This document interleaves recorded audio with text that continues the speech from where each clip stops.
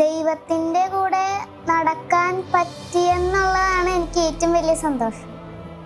പിന്നെ നടക്കുമ്പോൾ റോഡ് അത്ര വലുതായിട്ടില്ല, കുണ്ടുകളൊക്കെ ഉണ്ട്. എന്നാലും എനിക്ക് അതിലൂടെ ഒരു ബുദ്ധിമുട്ടും തോന്നാതെ നടക്കാൻ പറ്റി എന്നുള്ളതാണ് ഏറ്റവും വലിയ സന്തോഷം. പിന്നെ ഇടയ്ക്കിടയ്ക്ക് ഒന്നും തോന്നാതെയും അസുഖങ്ങളും ഒന്നും വരാതെയും ദൈവം കാത്തു.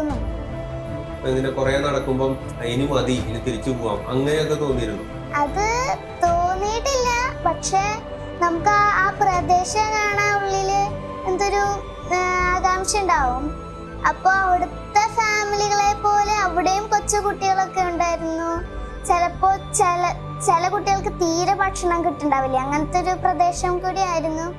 പിന്നെ അവരുടെ മുഖം കാണുമ്പോൾ നമുക്ക് നിഷ്കളങ്കയായിട്ട് തോന്നും. പക്ഷെ എന്നാലും നമുക്ക് അതിനുള്ളൊരു താല്പര്യം കൂടും. പിന്നെ ദൈവത്തിനെ കൂടുതലായിട്ട് അറിയാൻ ഉള്ളൊരു ആകാംക്ഷയും ഉണ്ടായിരുന്നു.